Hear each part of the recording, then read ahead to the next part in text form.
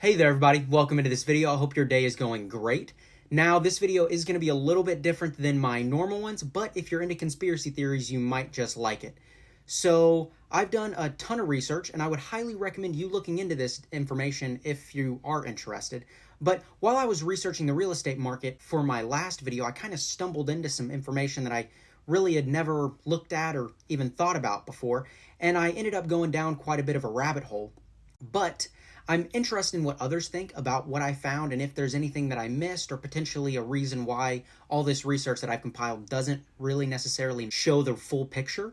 But enough beating around the bush, let me jump right into it. So I found this chart as well as several others which show home values, or more specifically shelter costs, have increased at a much faster rate than incomes have ever since 1971. There are many charts out there depicting the bleak history of both the buying and renting side of the picture. I won't go into depth with these charts too much, since even though I do believe they depict the correct picture, I'm not exactly sure how they got their numbers. So I searched for the data on my own and found much the same things as these charts that look much prettier than my own, but I had to fact check the inflation-adjusted numbers in constant 2022 dollars. I found that median home prices have increased around 80%, while median family incomes have only grown around 22%. Now, correct me if I'm wrong here, but since this is family income, I believe it takes into account the fact that in many more families today, both spouses work compared to far fewer back in the 1970s. I made this chart on my own directly from inflation-adjusted census and HUD data. What I found is home prices over the past 50 years have grown roughly 0.5% faster than incomes each year, which over time has caused this massive discrepancy that is quite hard to notice unless you zoom out and look at the bigger picture. If you are curious about what the nominal numbers are, I also did some calculations not inflation adjusted just to see how the disparity would appear. I found that shelter costs have inflated around 900% more than wages have, and much more in the case of families with only one earner.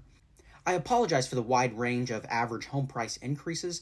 The government doesn't seem to like averages too much, apparently, so it was a little hard for me to find a definite number, but the range of estimates I found is encompassed here.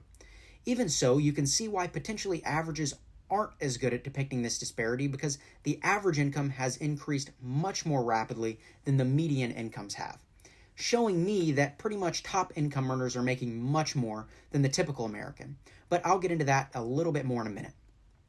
I should also note here that one 1971 dollar would be equivalent to $7.33 today, which is roughly a 632% rise in inflation over that time. So incomes have increased a bit more than inflation, but home prices have skyrocketed. This is with new homes being sold at higher and higher prices, consistently over the price of existing homes, while even though new home sales only amount to roughly 12% of total home sales, this slowly over time raises the average selling price and could be one of the main contributors to this issue.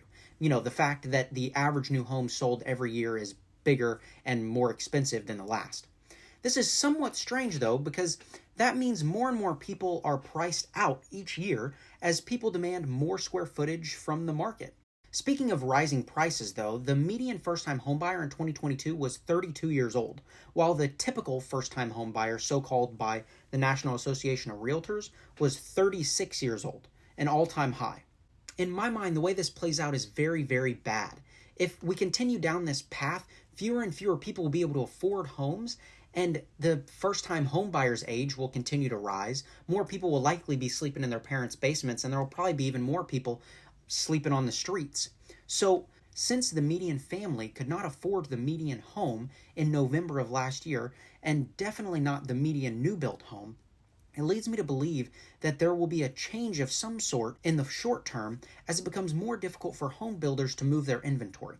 This shift can already kind of be seen as the median sales price of new homes have dropped from $471,000 in November of 2022 to $442,000 in December. It is very well possible in the economic conditions we have today that real estate prices could calmly fall to levels that are more affordable for the majority of people without needing a massive paradigm shift, away from the trend.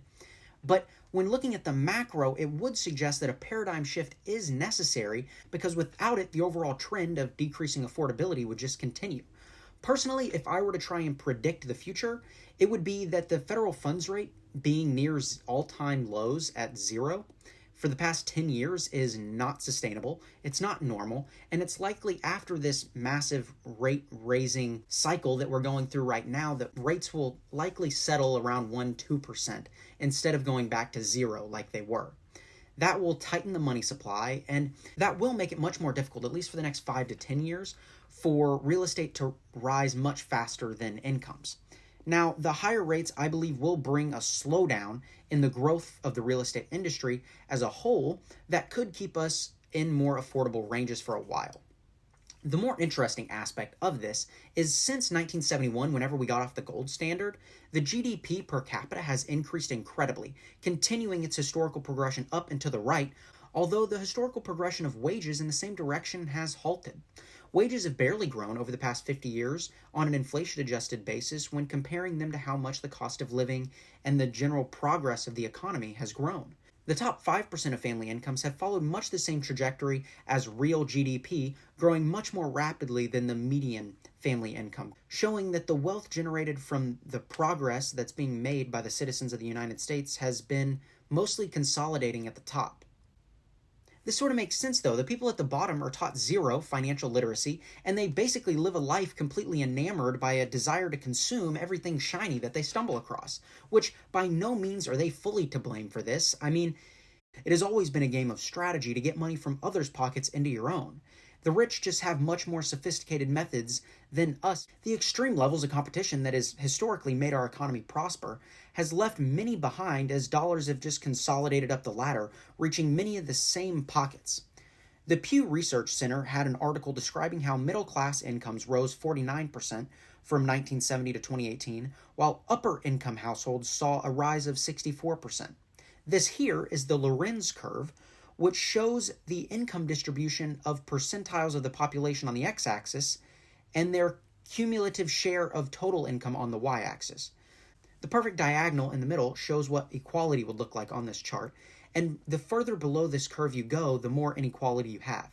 And as you can see here, from 1974 to 2014, the distribution of wealth has shifted up, with the individuals at the top holding more of the income than even 40 years ago.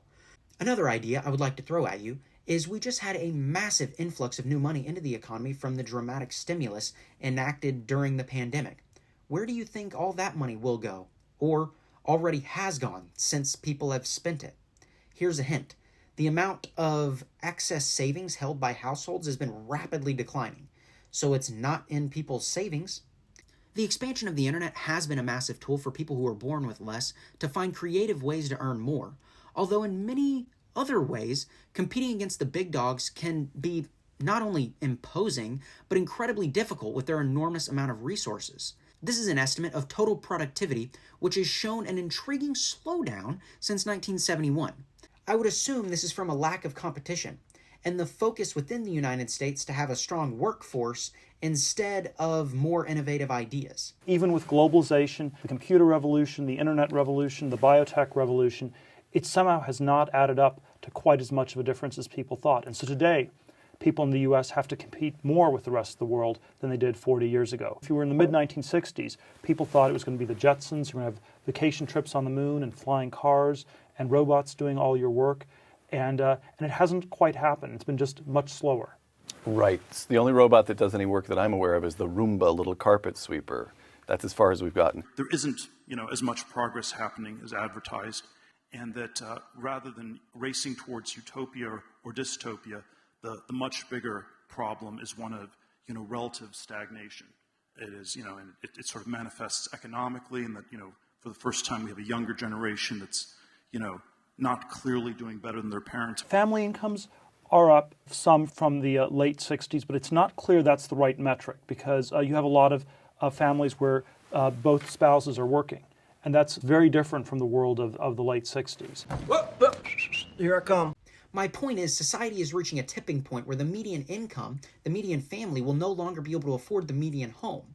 And the ability of people born at the bottom to reach the top will become further and further out of reach. The competition that once prospered in our country is smoldering as less and less people are in the position to or have the will to compete.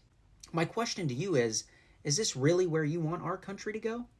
Some more cynical folks could say that we've already reached past this point with the many families who have accumulated so much money that it would be impossible for them to spend it all through multiple generations, even if they stopped earning any more today, along with the seemingly rapid increases in homelessness across many of the United States' largest cities.